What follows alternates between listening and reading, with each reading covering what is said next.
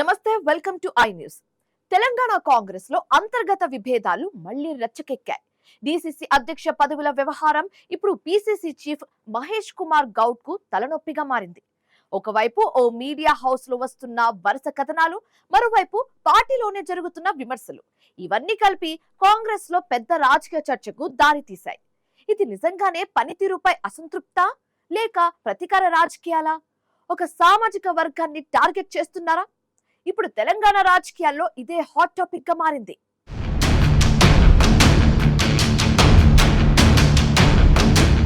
తెలంగాణ కాంగ్రెస్ లో అధికార పోరు ఇప్పుడు బహిరంగ యుద్ధంగా మారిందని చర్చ జరుగుతోంది.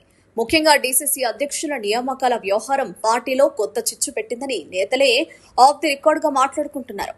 పిసిసి చీఫ్ గా బాధ్యతలు చేపట్టిన తర్వాత మహేష్ కుమార్ గౌడ్ పార్టీని జిల్లాల స్థాయిలో బలోపేతం చేయడానికి ప్రయత్నిస్తున్నారనే వాదన ఒకవైపు వినిపిస్తుంటే, మరోవైపు ఆయన నాయకత్వాన్ని బలహీనపరిచే ప్రయత్నాలు జరుగుతున్నాయనే ఆరోపణలు కూడా వస్తున్నాయి. ఇటీవల ఓ మీడియా హౌస్ లో డిజాస్టర్ ప్రెసిడెంట్ అంటూ వచ్చిన కథనాలు కాంగ్రెస్ వర్గాల్లో తీవ్ర చర్చకు దారితీస్తాయి.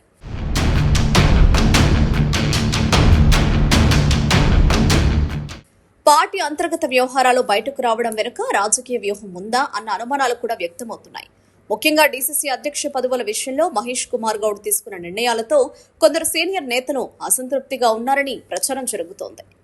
అయితే మరోపక్క డిసిసిల ఎంపిక ముఖ్యమంత్రి రేవంత్ రెడ్డి కనుసన్నలోనే జరిగిందని, ఇందులో మహేష్ కుమార్ గౌడ్ పాత్ర చాలా పరిమితమని స్వయంగా కొందరు కాంగ్రెస్ నేతలే మాట్లాడుకుంటున్నారు. అలాంటప్పుడు కేవలం పిసిసి చీఫ్ ను మాత్రమే టార్గెట్ చేయడం వెనుక అసలు కారణం ఏమిటనే ప్రశ్న ఇప్పుడు పార్టీలోనే వినిపిస్తోంది.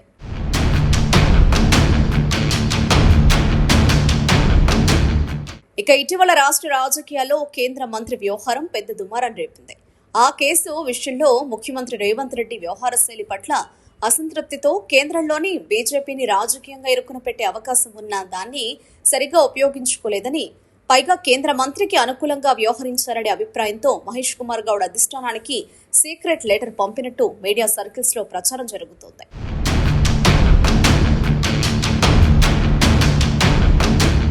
ఇప్పుడు అదే అంశం కారణంగానే మహేష్ కుమార్ గౌడ్ పై వరుస నెగిటివ్ కథనాలు వస్తున్నాయా?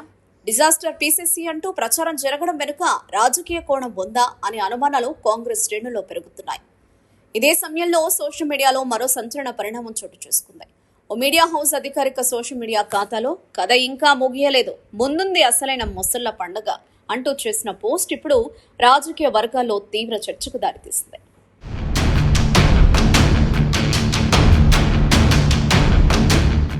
మీరు అడిగారు కాబట్టే వెనక్కి తగ్గాం, మా సంయమనాన్ని బలహీనతగా భావించొద్దు, ఆయనకు అండగా ఉన్న వాళ్లు జాగ్రత్త, లేదంటే మీకు అధోగతి తప్పదు.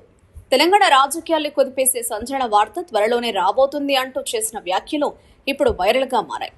ఈ పోస్టు నేరుగా మహేష్ కుమార్ గౌడ్ ను ఉద్దేశించిందేనని సోషల్ మీడియాలో పెద్ద ఎత్తున చర్చ జరుగుతోంది. ఒక రాజకీయ నాయకుడిపై విమర్శలు చేయడం వేరు, కానీ హెచ్చరికల తరహాలో పోస్టులు పెట్టడం వేరు అని కొందరు అభిప్రాయపడుతున్నారు. ఇక కాంగ్రెస్ కార్యకర్తల్లో మరో ప్రశ్న కూడా బలంగా వినిపిస్తోంది.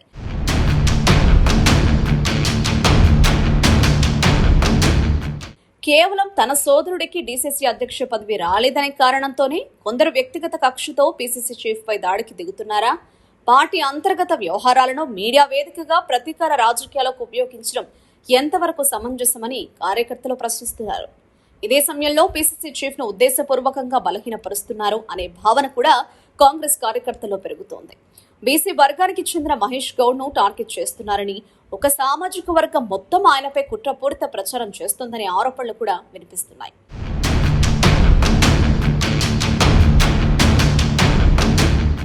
ఇక మరో ఆసక్తికర అంశం ఏమిటంటే, ఈ మొత్తం వ్యవహారంపై ముఖ్యమంత్రి రేవంత్ రెడ్డి గాని, మంత్రులు గాని, పార్టీ అధిష్టానం గాని బహిరంగంగా స్పందించకపోవడం. పార్టీ అధ్యక్షుడిపై ఇంత తీవ్ర స్థాయిలో ప్రచారం జరుగుతున్నా మౌనం పాటించడం కాంగ్రెస్ శ్రేణుల్లో అనేక అనుమానాలకు తావిస్తోంది. కొంతమంది నేతలైతే ఇది కేవలం మీడియా దాడి కాదని, భవిష్యత్ రాజకీయ సమీకరణాలకు బీజం వేస్తున్న ప్రయత్నమని చెప్తున్నారు. రాబోయే ఎన్నికల నాటికి పిసిసి మార్పు కోసం గ్రౌండ్ రెడీ చేస్తున్నారా అనే సందేహాలు కూడా వ్యక్తమవుతున్నాయి. మరోవైపు మహేష్ కుమార్ గౌడ్ అనుచరులు మాత్రం ఆయనపై జరుగుతున్న ప్రచారాన్ని తీవ్రంగా ఖండిస్తున్నారు. పార్టీ కోసం పనిచేస్తున్న నాయకుడిని ఒంటరి చేసే ప్రయత్నం జరుగుతోందని మండిపడుతున్నారు. గాంధీ భవన్లో ఇప్పుడు అధికార పోరా లేక ఆధిపత్య యుద్ధమా అన్న చర్చ జోరుగా సాగుతోంది.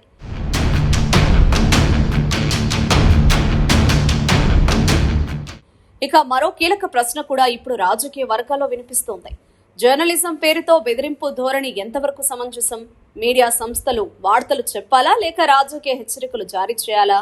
వ్యక్తిగత ఎజెండాలతో మీడియా ట్రయల్స్ నిర్వహిస్తే ప్రజలు ఎంతవరకు ఆదరిస్తారన్న చర్చ కూడా సోషల్ మీడియాలో జరుగుతోంది. ఇప్పుడు తెలంగాణ రాజకీయాల్లో ఒక్కటే చర్చ. పీసీసీ చీఫ్ మహేష్ గౌడ్ ను నిజంగానే టార్గెట్ చేస్తున్నారా? డీసీసీ చిచ్చు వెనక అసలు రాజకీయ వ్యూహం ఏమిటి? ముసళ్ల పండగ అంటూ వస్తున్న హెచ్చరికల వెనుక ఎవరి అజెండా ఉంది? కాంగ్రెస్ లో ఈ అంతర్గత యుద్ధం ఇంకెంత దూరం వెళుతుంది?